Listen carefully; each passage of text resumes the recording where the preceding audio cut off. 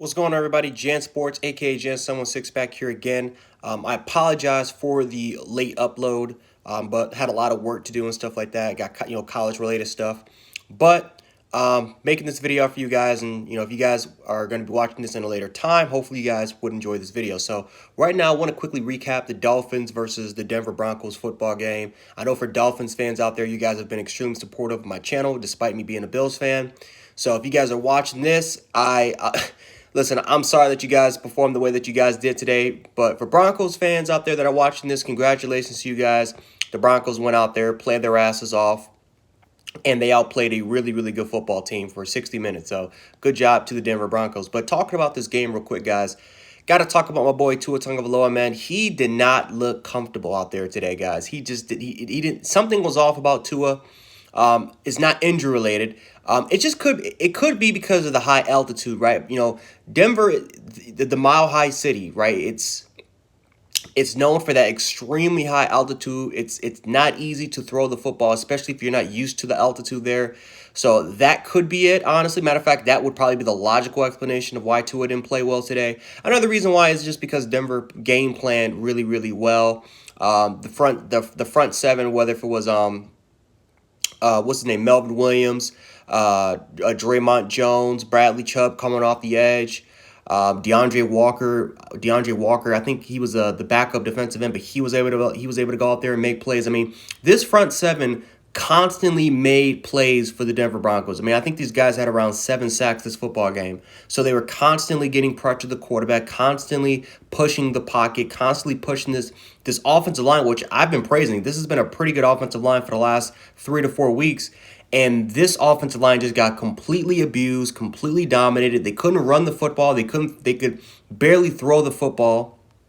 At least what Tua was in there. And most of the passes that Tua was able to get off was just underneath, right? The Broncos never allowed anything over the top. But I will say also again, guys, it's just the penalties were affecting Miami. I think the discipline of this football team today wasn't that well. The connection between Tua and the receivers weren't there. And, Ryan Fitzpatrick, who would eventually get in the game because Tua was actually benched this football game, you could see that Ryan Fitzpatrick still had that connection with those players and that he was a little bit of a spark plug coming off the bench, even though it still wasn't enough for them to win that football game. But, this was just a bad game, and especially when Tua made a comment saying that, the NFL is getting a lot easier, even though players, I think, are taking that the wrong way or fans are taking that the wrong way. I think what Tua meant was that the game is coming to him a lot easier than what he expected to. I think the game, the playbook, the process, it's becoming easier for him. And I think that's what he meant, not to say that, the NFL is easy and that he could throw for 400 yards against anybody. So, I think that could also be another reason why the Broncos defense was just really, really good today. Maybe that extra motivation, those extra words that Tua said, maybe motivated them to just go out there and put on a show.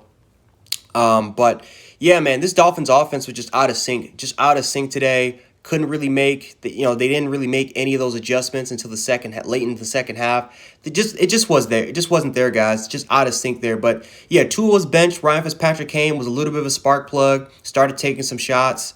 He was 12 for 18, so he didn't play bad. But, and also, too, Ryan Fitzpatrick, this offensive unit, because of the fumble, thanks to, Mr. Baby Oil himself, Melvin Gordon, fumbled the ball on the goal line, which Miami recovered. And, Ryan Fitzpatrick almost led a drive that set them up for a touchdown. But, interception came for Justin Simmons, sealed the game off. So, moving on forward with the Miami Dolphins, it's they benched him for Fitzpatrick, and they benched him while he was on a roll, while he was averaging over 300 yards. So is he going to be the starting quarterback? Is it going to be Tua's, or is it still going to be Tua's job? That's something that we got to figure out, and something that we'll see come next week. But or I don't know if they'll have a bye, so whenever their next game is. But obviously a disappointing performance from as far as the quarterback play goes. Just this entire offense overall. I mean, this offense was not good today. Just, again, out of sync.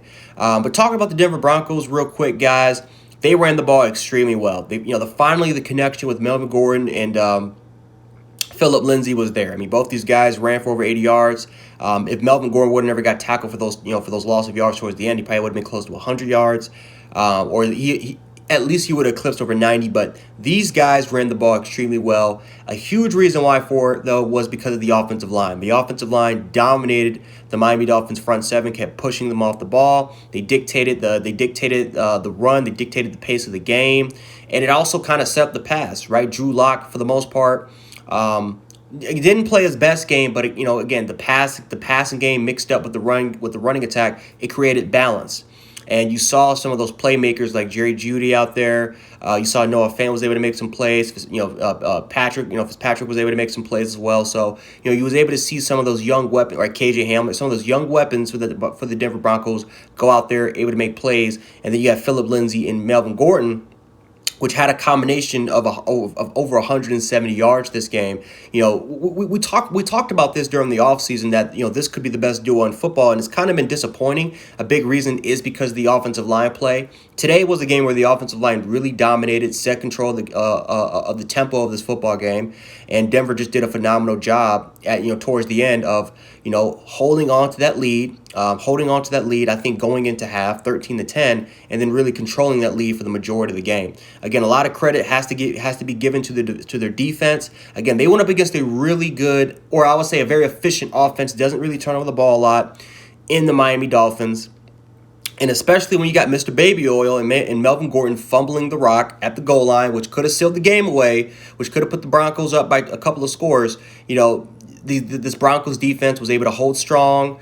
They were able to get an interception in the red zone thanks because Fitzpatrick threw it in double coverage, and then Justin Simmons was able to pick it off. But this Broncos defense came extremely clutch for the Broncos to obviously win this game. But got to give credit to the offense. They were pretty efficient for the most part. Drew Lock didn't have his greatest game in the world, but they were able to finally set up the running game. It was consistent today, and obviously we'll see what happens when Denver plays Buffalo, another good AFC East team. And I think, by the way, guys, I think the Broncos they're actually undefeated against the AFC East. So going against my Buffalo Bills, that's definitely going to be a tough challenge for the Bills to go against. But once again, got to give credit for the Broncos. They gritted out the win. They were able to survive, and they absolutely deserved it. But for the Dolphins, they're still 6-4. They're still in the hunt, not only for the wild card spot, but for the division. Obviously, getting a win here would tie with the Buffalo Bills. Obviously, the Bills will still have the tiebreaker, but again, if the Bills lose to there's still a bunch of scenarios, like if the Bills lose to the Patriots, and if the Dolphins beat the Bills, and if they're both tied up 4-2. The Dolphins could take control of the division. So obviously it was a very disappointing loss because it kind of sets them back from taking control of it, or at least tying with the Buffalo Bills. Maybe not for the division, but for that record.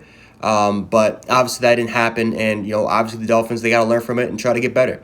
But anyway, guys, if you guys enjoyed this video, make sure to hit the like button, make sure to subscribe, hit the notification bell. It really helps out the channel a lot, and especially if you want more Jans content, more NFL weekly recaps, and especially more Dolphins and Broncos content, you guys definitely want to hit the notification bell whenever I go live. So anyway, hopefully you guys enjoyed the video, and yeah, I'm out. So anyway, Jan716, aka Jan Sports, I'm out. Peace.